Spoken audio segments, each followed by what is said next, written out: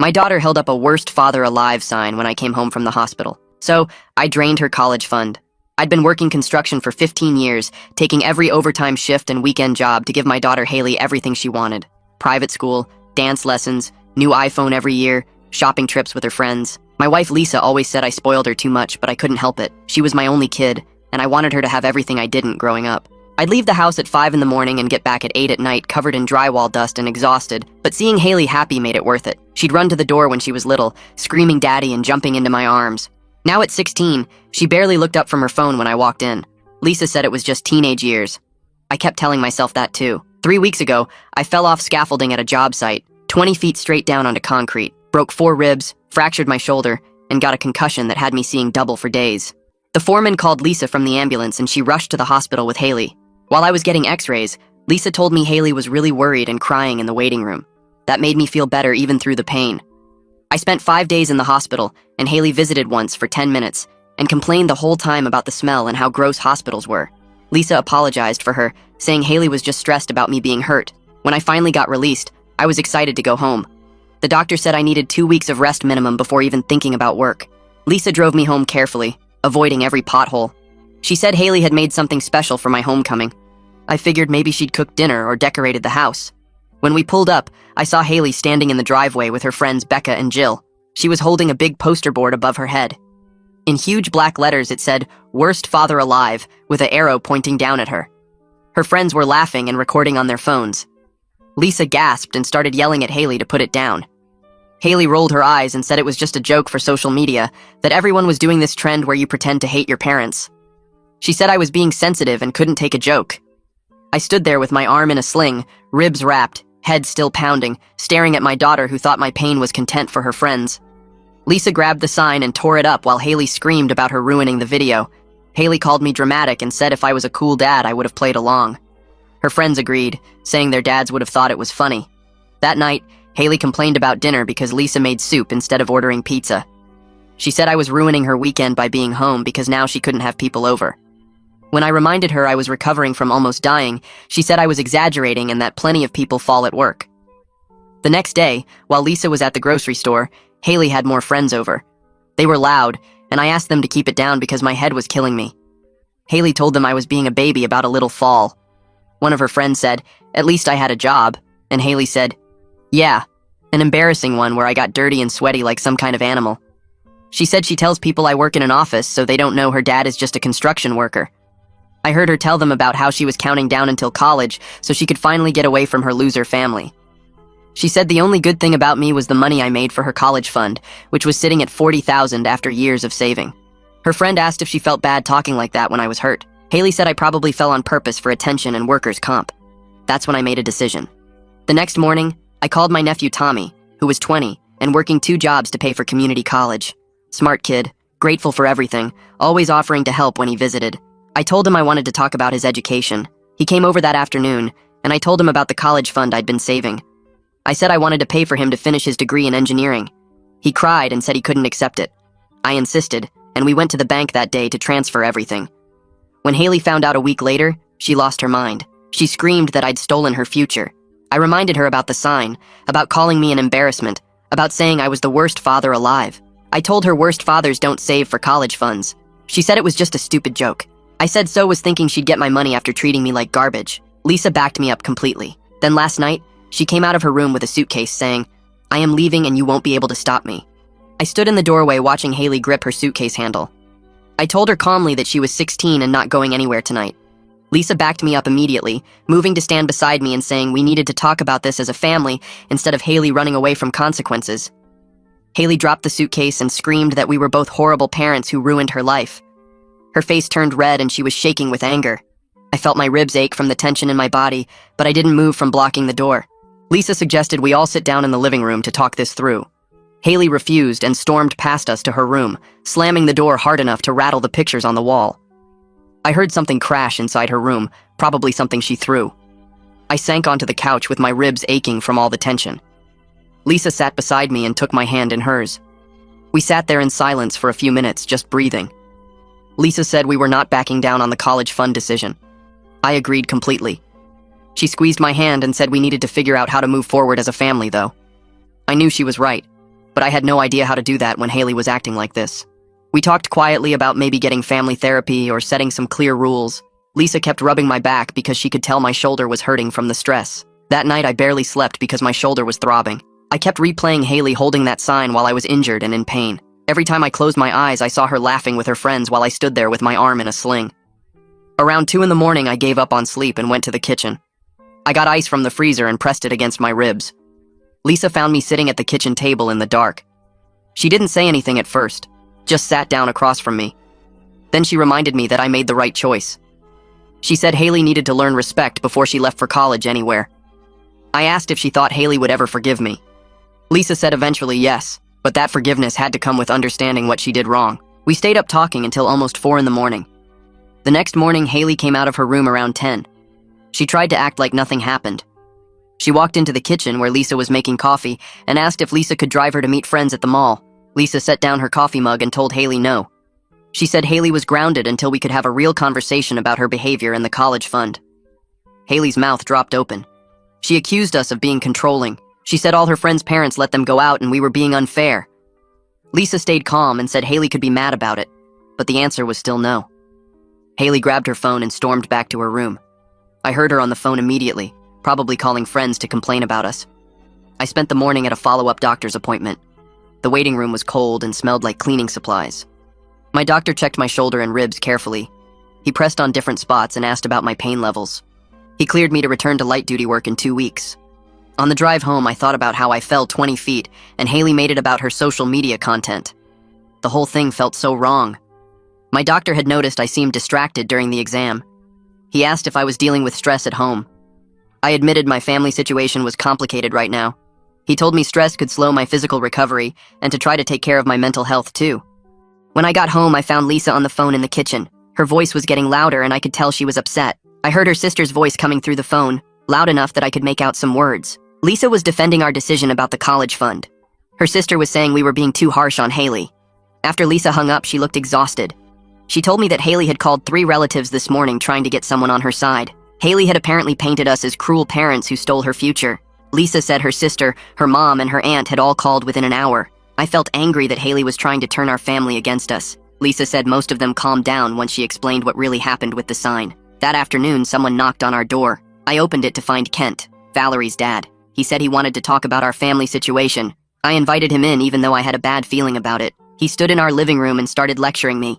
He said teenagers make mistakes and I was overreacting to a harmless prank. He kept saying boys will be boys, except it was girls will be girls. I let him talk for a minute. Then I pulled out my phone and showed him photos of my injuries from the hospital. The bruising on my ribs was purple and black. My shoulder was swollen. I asked if he would think it was harmless if someone mocked him while he was hurt like this. Kent looked at the photos and his face changed a little, but he didn't apologize. He just said Haley was still young and we should give her another chance. I told him we were giving her chances, just not her college money. He left without saying goodbye. Lisa and I decided we needed to set clear expectations for Haley moving forward. We sat down at the kitchen table with paper and pens. We wrote down rules together. The list included a genuine apology to me, no social media for a month, regular family therapy sessions, and helping with household chores. We agreed that if Haley wanted any financial support for college, she would need to earn it back through changed behavior over the next 2 years. Lisa added that Haley needed to maintain good grades and show consistent respect. I wrote down that she had to get a part-time job to start saving her own money. We both signed the paper like a contract. It felt official and serious. We called Haley down for a family meeting that evening. She came downstairs slowly, her arms crossed. We sat in the living room with Haley in the chair across from us. Lisa handed her the paper with our rules. Haley read through it and then she laughed. She said we could not actually enforce any of this. She said she would just go live with her friend Valerie. Lisa calmly pulled out her phone. She showed Haley a text message from Valerie's mom. The message said Haley was not welcome to stay there after Kent told her what really happened with the sign. Haley grabbed the phone and read the message herself. Her face went pale. She scrolled through and saw similar messages from 2 other friends' parents. Haley's face fell apart when she realized none of her friends' parents would take her in. She started crying real tears for the first time since this whole thing started. These were not angry tears or manipulation tears. These were the tears of someone who just understood they were alone. She said we had turned everyone against her and ruined her reputation. Her voice was shaking and she could barely get the words out. I told her that she ruined her own reputation by being cruel to someone who was injured. I said these were the natural consequences of her choices. Lisa moved to sit beside Haley, but Haley pulled away. She kept crying and saying it was not fair. I felt bad seeing her so upset. but I also knew this was necessary. She needed to understand that actions have real results that you cannot just escape from. Over the next few days, Haley stayed in her room except for school and bathroom trips. She took her meals upstairs on paper plates and left them by her door for Lisa to collect. I heard her moving around at night, pacing back and forth across the creaky floorboards. Lisa kept checking on her, but Haley barely responded beyond one-word answers. Lisa started worrying out loud that we were pushing Haley away for good, that she would never forgive us. I reminded Lisa that we were not punishing Haley for being a normal teenager. We were holding her responsible for real cruelty towards someone who was hurt and in pain. Lisa nodded, but I could see the worry lines getting deeper around her eyes. On Thursday afternoon, my phone rang while I was icing my shoulder. It was Stuart from the construction crew. He asked how my recovery was going and if I needed anything. Then he mentioned he heard through the neighborhood about what happened with Haley and the college fund. I felt my face get hot because I did not want everyone knowing our business. But Stuart said he wanted me to know the guys at work were on my side. He said his own daughter went through a phase where she treated him like dirt, and he wished he had stood up to her the way I did. His support made me feel less alone in this mess.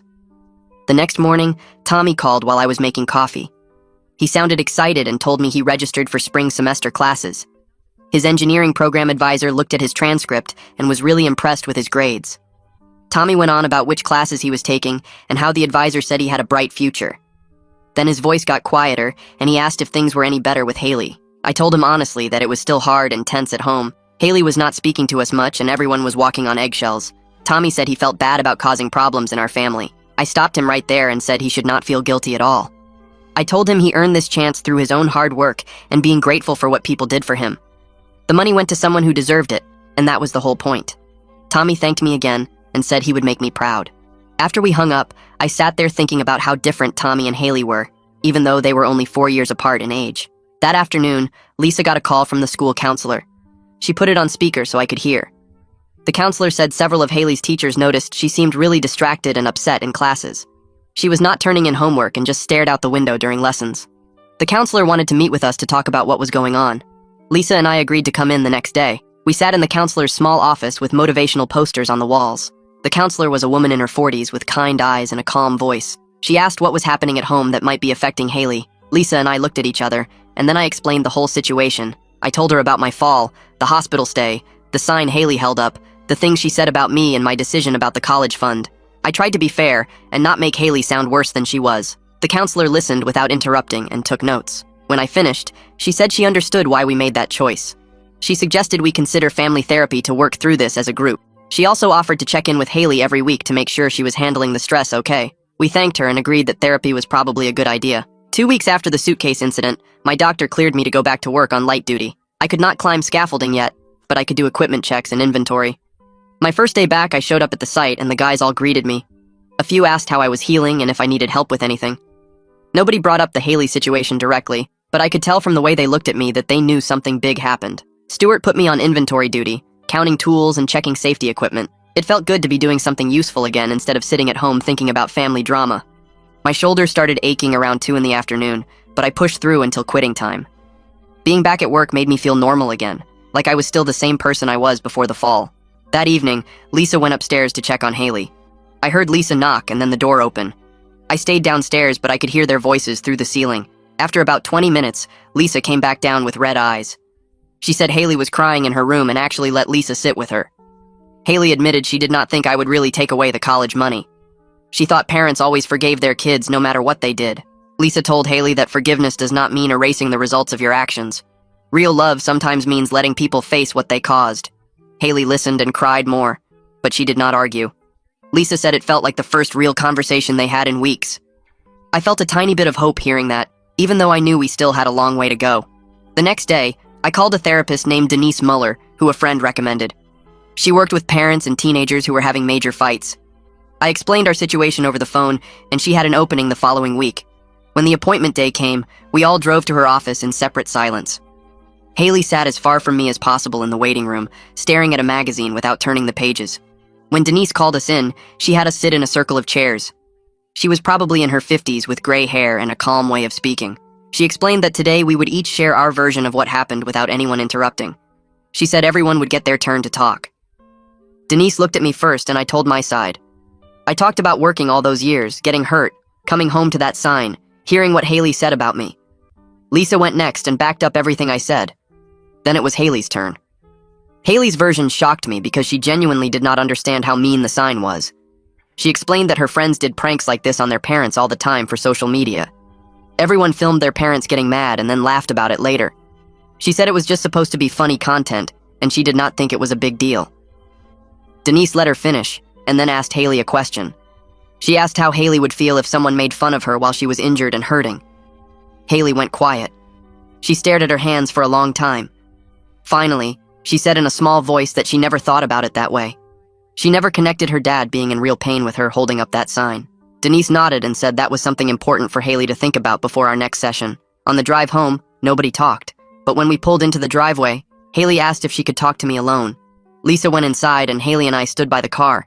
She told me she was starting to get why I was so hurt by what she did, but she was still mad about the college fund. I told her that was okay. She could be angry and still need to take responsibility. Those two things could both be true at the same time. Haley nodded slowly and then went inside without saying anything else. That weekend, Saturday morning came, and I was in the kitchen making toast. Lisa was getting eggs out of the fridge. Then Haley came downstairs in her pajamas. She walked over to the stove and asked Lisa if she needed help with breakfast. Lisa looked surprised but handed Haley a spatula. They cooked together while I sat at the table watching. Haley did not apologize or bring up anything that happened, but the way she stood next to her mom, flipping pancakes and talking about normal stuff, felt different, less angry. Lisa caught my eye across the kitchen and gave me a small smile. It was a tiny thing, but it felt like maybe we were moving in the right direction. Sunday afternoon, Lisa invited Tommy over for dinner. She said it was time for everyone to get used to the new situation. Tommy showed up with flowers for Lisa and shook my hand. We sat down at the table and the meal was stiff and awkward. Haley barely looked at Tommy the whole time. She pushed food around her plate and gave short answers when anyone asked her questions. After dinner, Tommy thanked me again for changing his life. He mentioned he got a part-time job at the campus library to cover his living costs and books. He wanted to make sure he was not taking more than he needed. Haley stood up suddenly, her chair scraping loud against the floor. She mumbled something about homework and left the table. A few minutes later, we heard her crying in her room. Tommy looked guilty and asked if he should leave. I told him no, this was not his fault, and Haley needed to work through her feelings.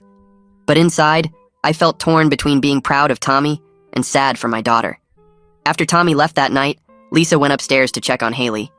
I stayed in the kitchen cleaning up dinner plates and listening to the muffled sounds of their voices through the ceiling. 20 minutes passed before Lisa came back down. She sat across from me at the table and folded her hands together. She told me Haley spent the whole conversation crying about feeling replaced. Haley said Tommy got everything she was supposed to have, and now I loved him more than her. Lisa explained that Haley kept saying Tommy wasn't even my real son, just a nephew, so why did he deserve her money? I asked Lisa if Haley understood why I made the choice. Lisa nodded slowly and said Haley was starting to get it, but the fear of losing my love was bigger than anything else right now. I sat there thinking about how I'd spent 16 years trying to make Haley happy, and somehow she ended up scared I didn't love her. Lisa reached across the table and squeezed my hand. She reminded me that teenagers don't always make sense, and that Haley's fear didn't excuse what she did, but it explained some of the anger. I went to bed that night thinking about the little girl who used to run to the door when I came home. Our second therapy session happened on a Thursday afternoon. Denise had us sit in the same chairs as last time. She pulled out 3 pieces of paper and 3 pens. She explained we were each going to write down what we needed from the others to move forward as a family. I stared at the blank paper for a minute before writing. I wrote that I needed real respect, not fake politeness. I needed Haley to understand how much the sign hurt me when I was already in pain. I needed her to see me as a person, not just a wallet. Lisa wrote quickly, filling half her page. When Denise asked her to share, Lisa said she needed both of us to stop putting her in the middle of every fight. She was tired of being the messenger and the peacemaker. She needed us to talk to each other directly, instead of through her. Haley's turn came and she read from her paper in a quiet voice. She said she needed to know I still loved her even though I gave away her college money. She needed proof that I wasn't replacing her with Tommy. She needed to feel like part of the family again instead of the bad guy everyone was mad at. Denise asked each of us to respond to what we heard. I looked at Haley and told her I never stopped loving her for 1 second. Lisa told her she would always be our daughter no matter what happened. Haley wiped her eyes with her sleeve. I took a breath and told Haley something I'd been thinking about for days. I said I loved her completely, and that's exactly why I made this decision about the money. If I had let her treat me that way and still given her everything she wanted, I would have been failing as her father. Real love means teaching respect, not just handing out rewards.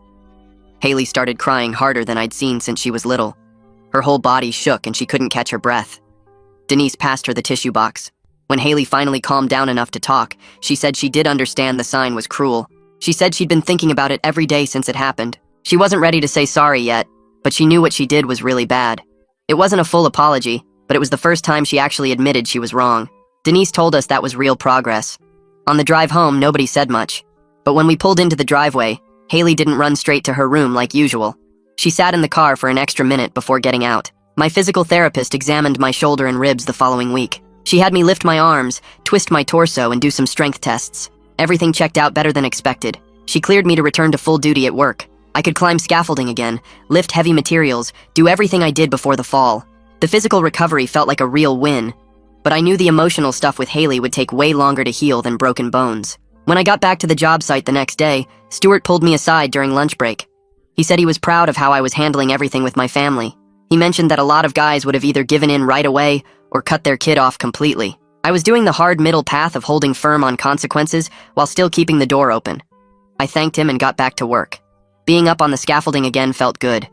My body remembered all the movements even after weeks away.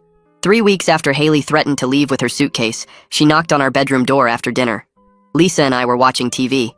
Haley asked if she could talk to both of us together. We followed her downstairs to the living room. She had a piece of notebook paper in her hand, folded up small. She sat on the couch across from us and unfolded it. Her hands shook as she started reading. She apologized for making the sign. She apologized for calling me embarrassing. She apologized for lying to her friends about my job. She apologized for saying I fell on purpose. Her voice got quieter with each sentence. When she finished reading, she was crying so hard she could barely breathe. The paper fell from her hands onto the floor. Lisa moved to sit next to her. I stayed frozen in my chair for a second, just watching my daughter fall apart. This was what I'd been waiting for. Real understanding of what she'd done. I got up and walked over to the couch. I sat on Haley's other side and put my arm around her shoulders. She turned and grabbed onto me, burying her face in my shirt. She kept saying sorry over and over between sobs. Lisa wrapped her arms around both of us. We sat there as a family, all three of us crying. I don't know how long we stayed like that. Eventually, Haley pulled back and wiped her face. She asked what happens now with the college fund. I told her the truth. The money was staying with Tommy because that decision was final. But if she kept working on her behavior, kept being respectful, we could talk about ways she might earn some financial support for college. It wouldn't be $40,000, but we wouldn't leave her with nothing if she showed us real change over time. Haley nodded and said that was fair. She looked exhausted from crying. Lisa and I spent the weekend creating a detailed plan. We wrote down exactly what Haley needed to do to earn back some college support from us. She had to maintain respectful behavior at home. She had to keep her grades up. She had to get a part-time job and start saving her own money. She had to keep going to therapy. We decided we'd match whatever she saved from working over the next 2 years. So if she saved $5,000, we'd give her $5,000. It wouldn't be the full amount she lost, but it would help. We sat Haley down Sunday night and showed her the plan. She read through it carefully. Then she looked up and said she felt better having a clear path forward. She said not knowing if she'd ever get any help was scarier than knowing she had to work for it. She asked when she could start looking for a job. Lisa offered to help her search online that week. Haley applied to 3 different places and got hired at a coffee shop near our house. She started working weekends and 2 afternoons after school. Lisa drove her to the first few shifts. When Haley came home after her first Saturday, she collapsed on the couch. She told us her feet hurt and her back ached from standing for 4 hours straight. But she also talked about the other workers and the regular customers she met. She seemed tired, but not miserable. The second week, she brought home her first paycheck. She showed us how she was splitting it up between her savings account, gas money for when Lisa drove her, and a little bit for herself. Having her own money changed something in how she talked about things. She mentioned how long it took to earn even a small amount. At our next therapy session, Haley told Denise all about her new job. She described how hard it was to be on her feet for 4 hours, taking orders and making drinks and cleaning up messes. Denise listened, and then asked her a question. She asked Haley to think about her dad's construction work and connect it to her coffee shop experience. Haley went quiet. Then she said she never really thought about how hard my job was every single day. She worked 4 hours and felt destroyed. I worked 10 or 12 hours doing way harder physical labor. For the first time, I saw real understanding on her face. Not just guilt about what she said, but actual awareness of what my life was like. Denise smiled and said that kind of understanding was important. After the session ended, Haley walked next to me to the car instead of ahead like she used to. A month after his first visit, Kent showed up at our door again. I answered, and he stood there looking uncomfortable. He said he needed to apologize for lecturing me about parenting.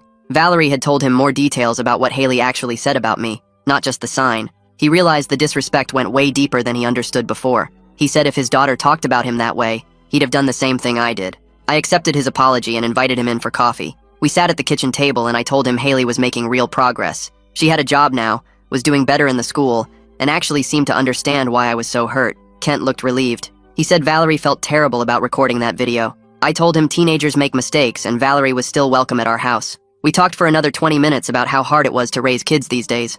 When he left, he shook my hand and said he respected how I handled everything. A few days later, Haley knocked on my bedroom door while I was getting ready for work. She asked if we could invite Tommy over for dinner sometime soon because she wanted to apologize to him properly. Lisa overheard from the hallway and said that sounded like a good idea. We settled on Friday night, and I texted Tommy to invite him. He replied right away saying he'd love to come.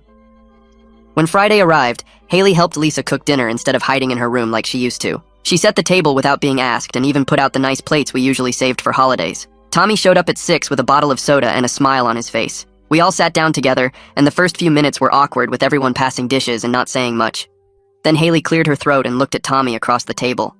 She told him she was sorry for being rude when he first came over and for making everything so uncomfortable. She said she was glad the money was helping him and that she understood now why I made the choice I did. Tommy set down his fork and told her he appreciated that, and he knew this was a hard situation for everyone. He said he didn't want to cause problems in our family, and he was grateful for the opportunity. Haley asked him about engineering school, and his whole face lit up as he described his classes and professors. He talked about thermodynamics and calculus and design projects, and Haley actually seemed interested instead of jealous. She asked how he managed working and going to the school at the same time. Tommy explained his schedule at the campus library and how he studied between shifts.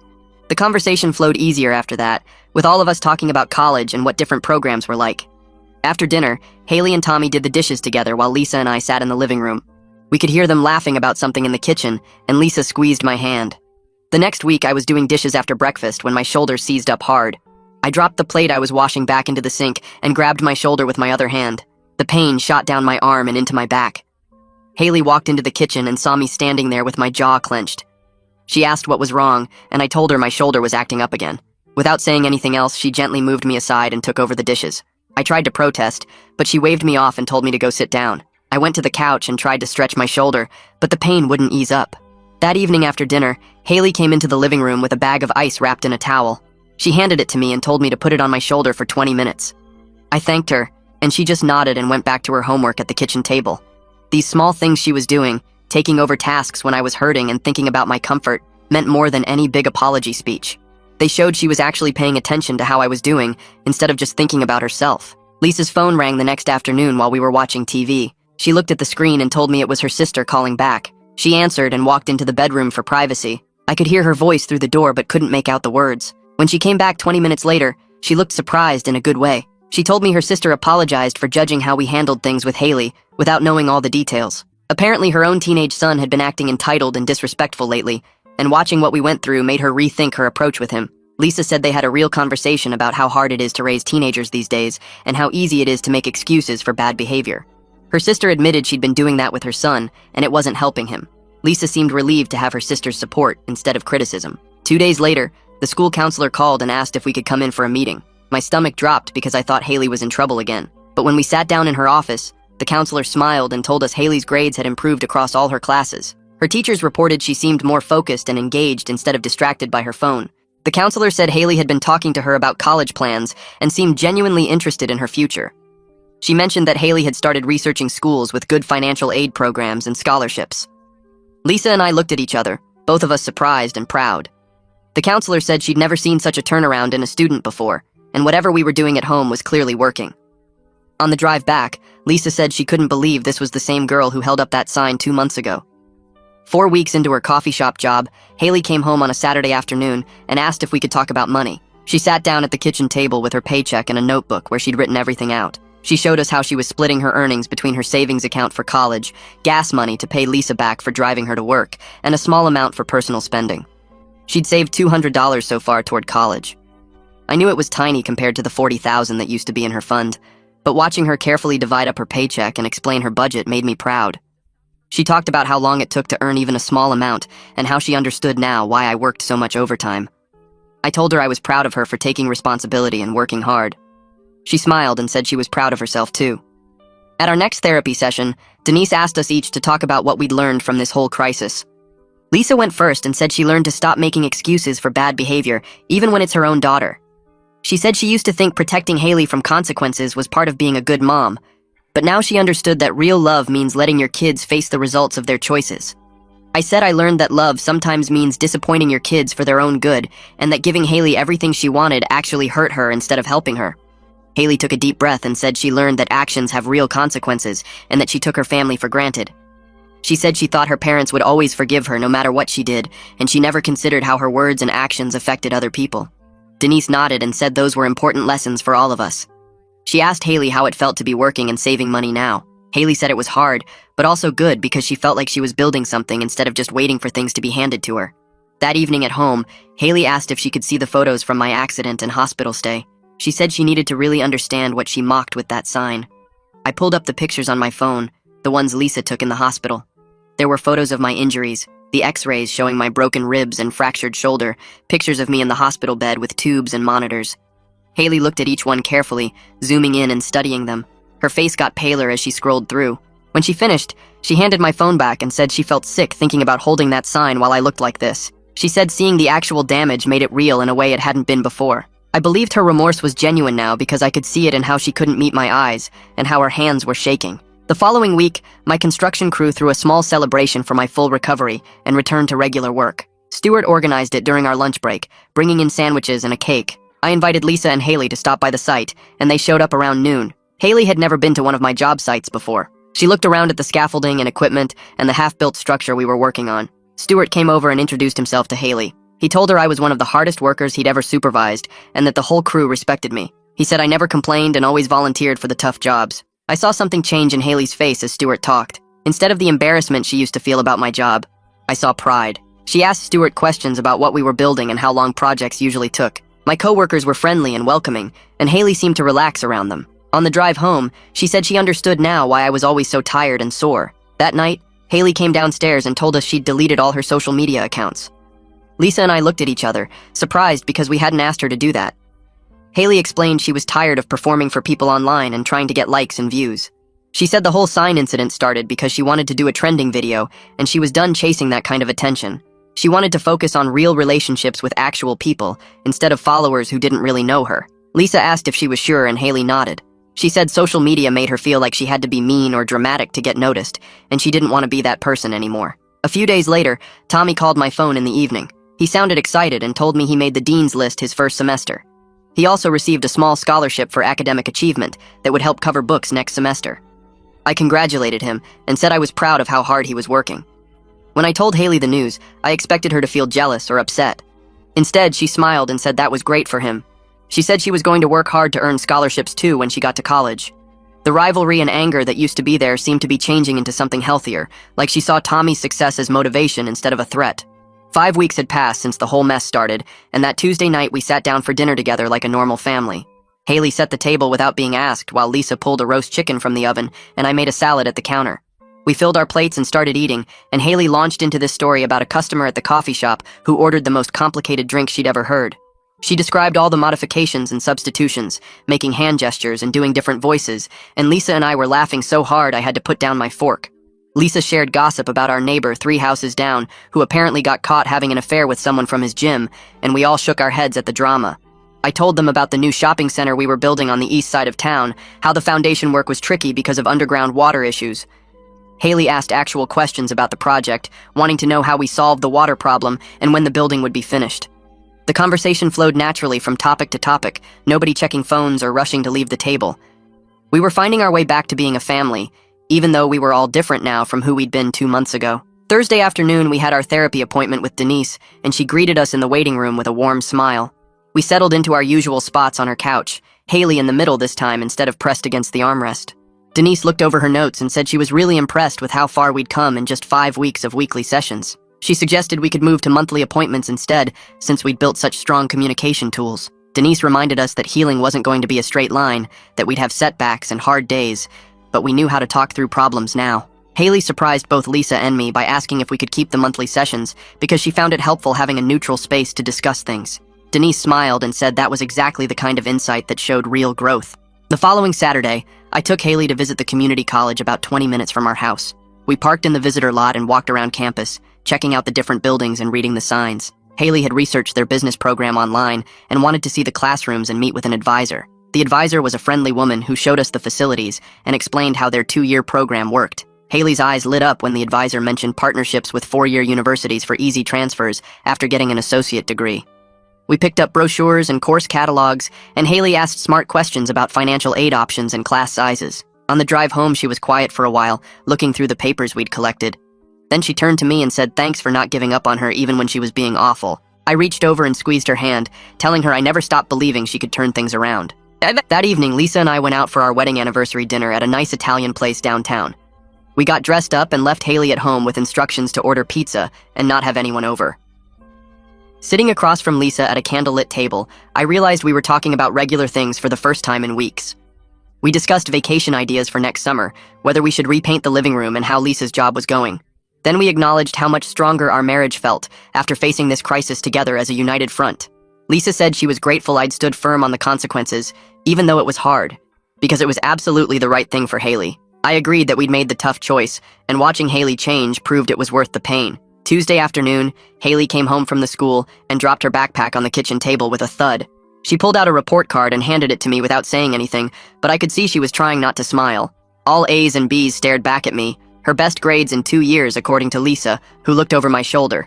Haley explained she'd been staying after school for extra help in math and actually doing her homework at night instead of scrolling through her phone. I told her I was really proud of her effort and improvement.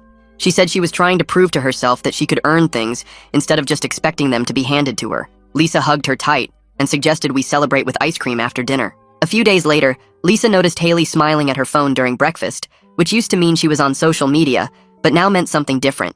Lisa asked what was making her so happy, and Haley showed us a text conversation with Tommy. They'd been messaging occasionally, and she was asking him for advice about college applications and studying techniques. Tommy was being patient with all her questions and really encouraging about her progress. Lisa caught my eye across the table and said quietly that maybe something good came from this painful situation after all. Watching Haley and Tommy build a relationship felt like proof that people could grow past hurt and find connection.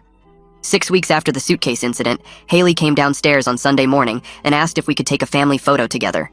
She said she wanted to replace the memory of that horrible sign with something positive. We went out to the backyard where the light was good, and Lisa set up her phone on a tripod. We took several pictures, trying different poses and locations around the yard. In every photo, all 3 of us were genuinely smiling, no forced expressions or fake happiness. Haley looked through the pictures on Lisa's phone and picked her favorite, then went to the drugstore to get it printed. That evening, I saw her taping the photo to her bedroom wall. Our next therapy appointment was a month after the previous one, and Denise asked if we felt ready to graduate from regular sessions.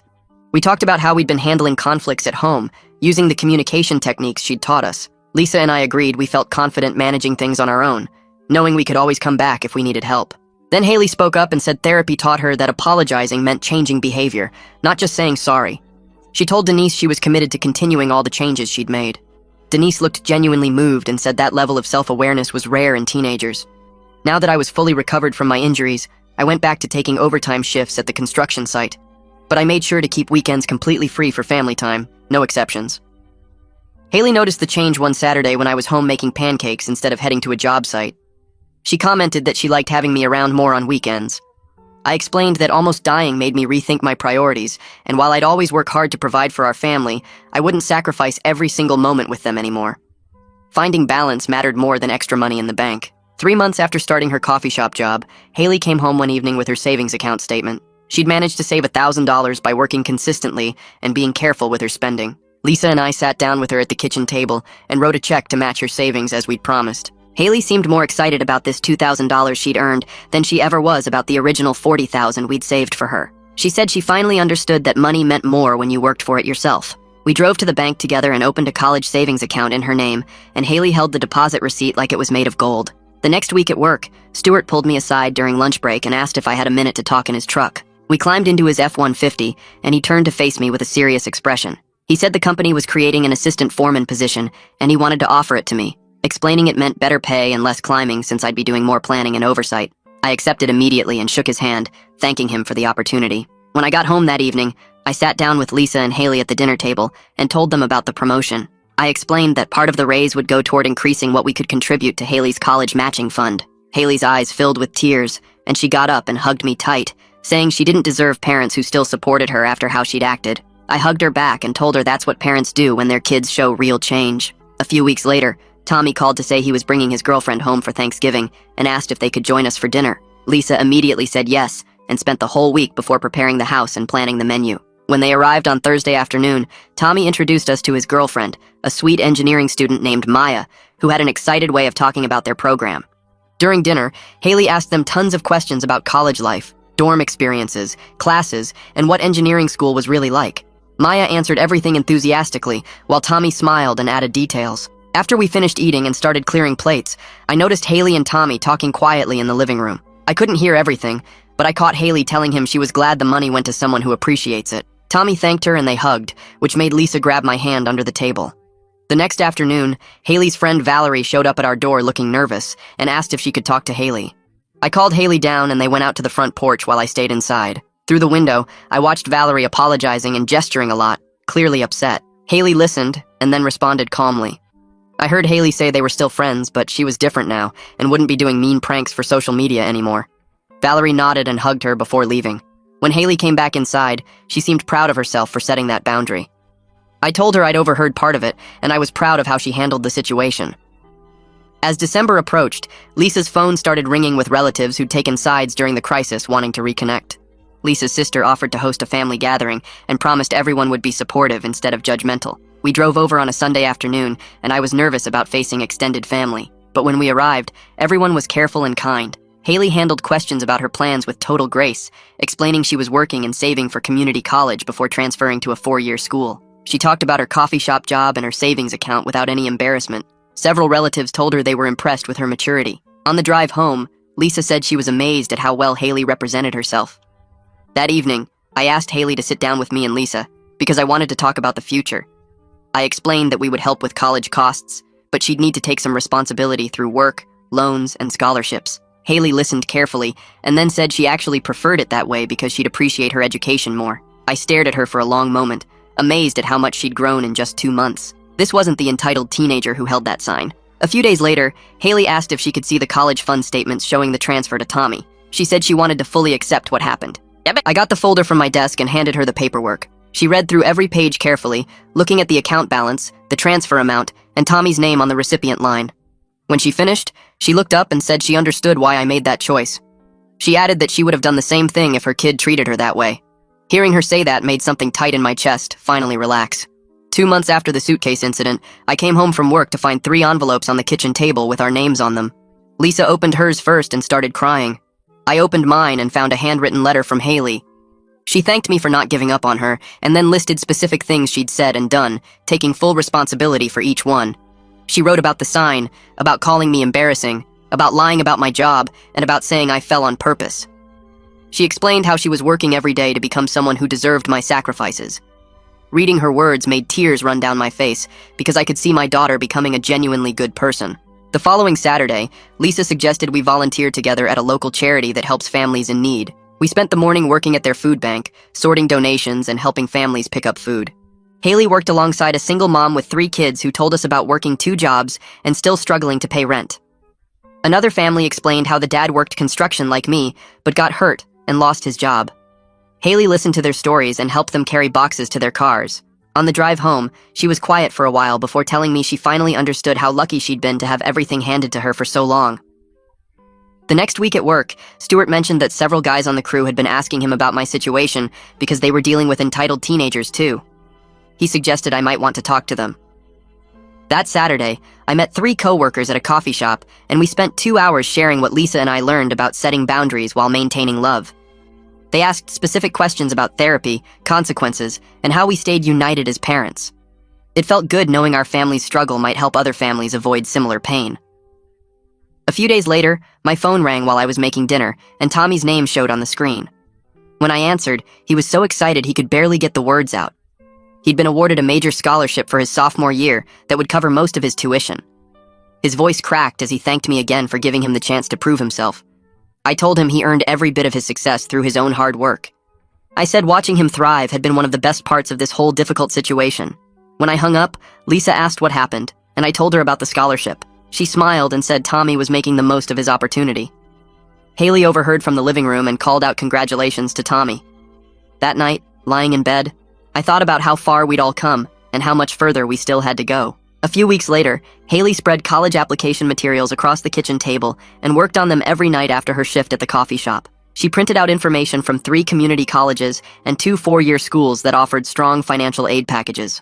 I watched her type her essays on her laptop, pausing to think and then typing again with focus I hadn't seen from her in years. She asked me one evening if I would read what she'd written, and I sat down beside her while she pulled up the document. The essay talked about learning accountability the hard way and understanding the real value of hard work. She wrote honestly about her mistakes and how working for her own college money taught her lessons she never learned when everything was handed to her. She described the moment she realized her parents weren't being cruel.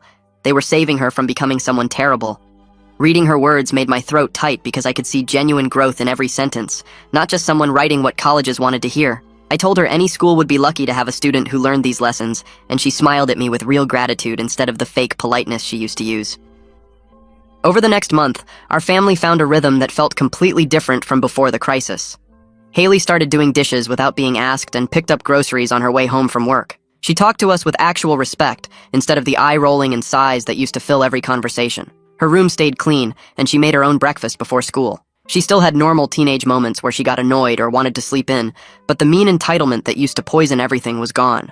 Lisa and I talked about it one night after Haley went to bed, and we both agreed that as painful as everything was, it probably saved our family from something much worse down the road. If Haley had gone to college with that attitude, she would have failed out or become an adult nobody wanted to be around. On a regular Tuesday in early December, I came home from work covered in sawdust from cutting boards all day. I walked in expecting to find Lisa cooking dinner like usual, but instead, Haley was at the stove stirring something in a pot. She'd made my favorite meal, pot roast with potatoes and carrots, and set the table with actual napkins and everything arranged nicely. We sat down together, and Haley told us about a difficult customer at work who complained about everything, and then she asked me about my day, and actually listened when I described the deck we were building. She wanted to know details about the construction, and seemed genuinely interested instead of just being polite. These simple moments of normal family connection felt more valuable now than they ever did before, like we'd almost lost something precious and got it back just in time. That night, I lay in bed with Lisa sleeping beside me and Haley safe in her room down the hall, and I thought about everything that happened in just 2 months. My ribs and shoulder had healed completely from the fall, but more importantly, my family had healed from wounds that went much deeper than broken bones. Haley was becoming someone I felt genuinely proud of, not just because she was my daughter, but because of the person she was choosing to be through her own effort. The $40,000 was gone, and Tommy was using it to build a good future, but we gained something worth more than any amount of money. We had a family built on real respect, honest communication, and love that included holding each other accountable when it mattered. I fell asleep feeling truly hopeful about our future together, knowing we'd all grown from this crisis in ways that would last.